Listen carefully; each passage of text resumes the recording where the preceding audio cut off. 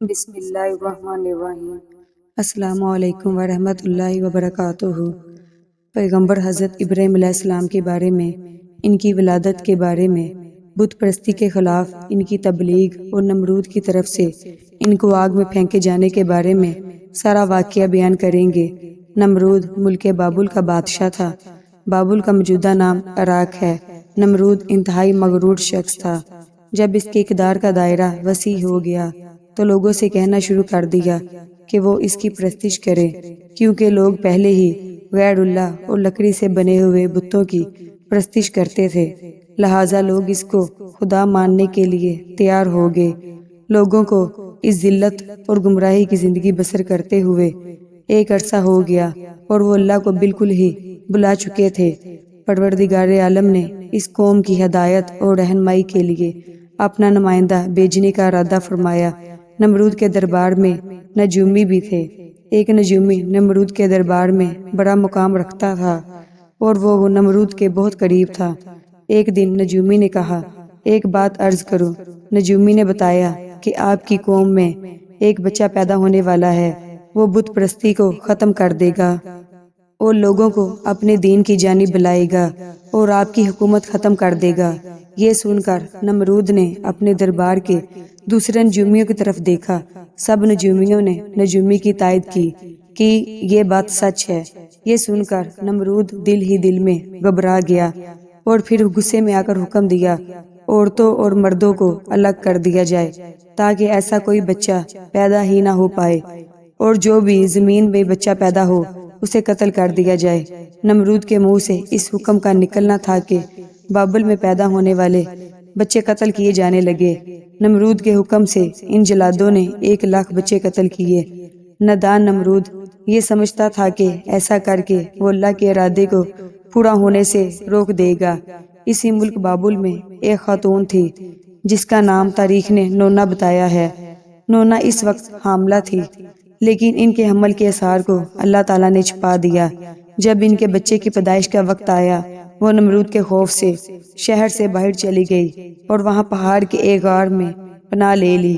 انہوں نے اپنے بچے کو وہیں جنم دیا اور پھر بچے کو لٹا کر خدا سے دعا کی، اے خدا، میں اپنے جگر کے ٹوٹے کو اس غار میں لٹا کر جا رہی ہوں، ان ظالموں سے اب آپ ہی ان کو بچانا جو معصوموں کے خون کے پیاسے ہیں۔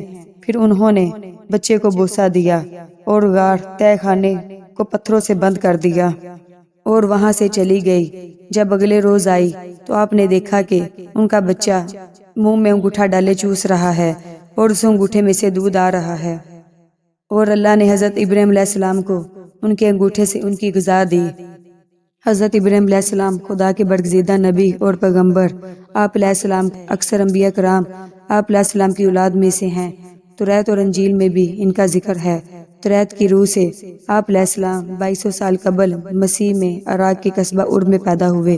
آپ علیہ السلام کے والد کا نام طارق تھا، مگر قرآن پاک میں عزر کے نام سے یاد کیا گیا ہے۔ انجیل میں اللہ تعالیٰ حضرت ابراہیم علیہ السلام سے مخاطب ہو کر فرماتے ہیں، دیکھ میرا عہد تیرے ساتھ ہے اور تو بہت قوموں کا باپ ہوگا، اور تیرا نام برام نہیں بلکہ ابراہیم ہوگا، کیونکہ میں نے تجھے قوموں کا باپ بنایا۔ حضرت ابراہیم علیہ السلام انتہائی مطیع، فرما بردار بندوں اور جلیل القدر انبیاء کرام میں سے تھے۔ مشکل سے مشکل حالات میں بھی وہ حق اور صرف ایک اللہ کی عبادت اور اطاعت پر قائم رہے۔ ان کے زمانے میں لوگ پتھر اور لکڑی کے بنے ہوئے بتوں کی پوجا کرتے تھے۔ وہ ستاروں، سیاروں، چاند اور سورج کی بھی پرستش کرتے تھے۔ ان میں سے اکثر لوگ اپنے بادشاہوں اور حکمرانوں کے سامنے بھی سجدہ ریز ہوتے تھے۔ حضرت ابراہیم علیہ السلام کو اللہ نے ایسا دل اور ذہن عطا کیا کہ وہ سچائی کے سوا کسی شے کو قبول نہ کرتے تھے۔ وہ غور و فکر کے عادی تھے اور زندگی کو سنجیدگی کی نگاہ سے دیکھتے تھے، جبکہ ان کے ارد گرد کے لوگ بے فکری کی زندگی بسر کر رہے تھے۔ حضرت ابراہیم علیہ السلام سچائی کے دلدار اور شدائی تھے، جبکہ دوسرے لوگ صرف وراثت میں آئی ہوئی رسموں اور روایات میں جکڑے ہوئے تھے۔ حضرت ابراہیم علیہ السلام کا والد عام قسم کا بت پرست نہیں تھا، کیونکہ وہ نہ صرف بتوں کی پوجا کرتا بلکہ اپنے ہاتھوں سے بت بھی بنایا کرتا تھا۔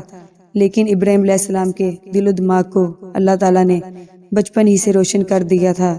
وہ ہر معاملے میں عقل و شعور سے کام لیتے اور لوگوں کی اس بے عقلی پر حیرت کا اظہار کرتے کہ وہ خود ہی بت بناتے ہیں اور پھر انہیں حاجت روا سمجھتے ہیں۔ انہوں نے اپنے گھر والوں اور اپنی قوم کے دین کو پرکھنا ضروری سمجھا۔ انہوں نے فطری جستجو کی بنا پر اس بات کو سمجھنے کی کوشش کی کس نے اس کائنات کو پیدا کیا اور کون اس کا نظام چلا رہا ہے۔ جن چیزوں کی لوگ پوجا کرتے ہیں وہ تو خود بے بس اور کسی دوسرے کے حکم کے پابند ہیں۔ ستارے اور چاند، حتیٰ کہ سب سے بڑھ کر روشن سورج بھی حکم کے مطابق طلوع ہوتا ہے اور حکم کے مطابق غروب ہو جاتا ہے۔ ان میں سے کوئی بھی رب کائنات نہیں ہو سکتا۔ رب وہی ہے جس نے ان سب کو پیدا کیا اور جس کے حکم پر سب کچھ ہوتا ہے۔ وہ دوسرے لوگوں کو بھی ان کے جھوٹے معبودوں کی بے بسی کا قائل کرنا اور بے جان پتھروں کی پرستش پر شرمسار بھی کرنا چاہتے تھے۔ اس کے لیے آخرکار انہیں ایک اچھا موقع مل گیا۔ ایک روز سب لوگ کسی بڑے میلے میں گئے ہوئے تھے اور بت کدہ خالی پڑا تھا۔ حضرت ابراہیم علیہ السلام کلہاڑا لے کر اس کے اندر داخل ہو گئے اور سب سے بڑے بت کو چھوڑ کر باقی سب کے ٹکڑے ٹکڑے کر دیے۔ منظر اس طرح بن گیا جیسے سب کے درمیان لڑائی ہوئی ہو اور سب سے بڑے بت نے غصے میں آ کر چھوٹوں کو تباہ کر دیا ہو۔ جب لوگ واپس آئے تو اپنے بت کدے کی تباہی دیکھ کر ہکے بکے رہ گئے۔ ان کا ذہن فوراً ابراہیم علیہ السلام کی طرف گیا۔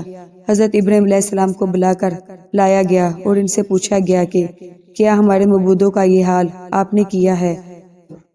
حضرت ابراہیم علیہ السلام نے جواب دیا، بلکہ لگتا ہے کہ یہ کام ان کے اس بڑے بت نے کیا ہے، لہٰذا تم انہی سے پوچھ لو اگر وہ بولتے ہیں۔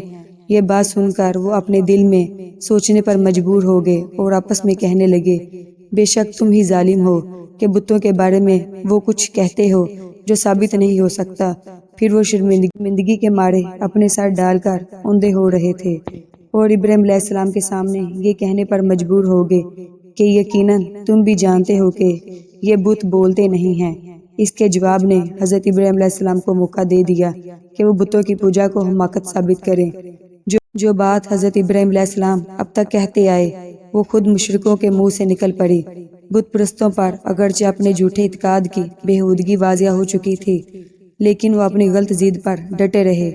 اپنی شکست کے باوجود انہوں نے حضرت ابراہیم علیہ السلام کو سزا دے کر اپنی خفت مٹانے کا فیصلہ کیا۔ ایک گہرا گرہ کھود کر اس میں لکڑیوں کے انبار لگا کر انہیں آگ لگا دی۔ جب آگ کے بلند شعلے نکلنے لگے تو ابراہیم علیہ السلام کو اس کے اندر پھینک دیا۔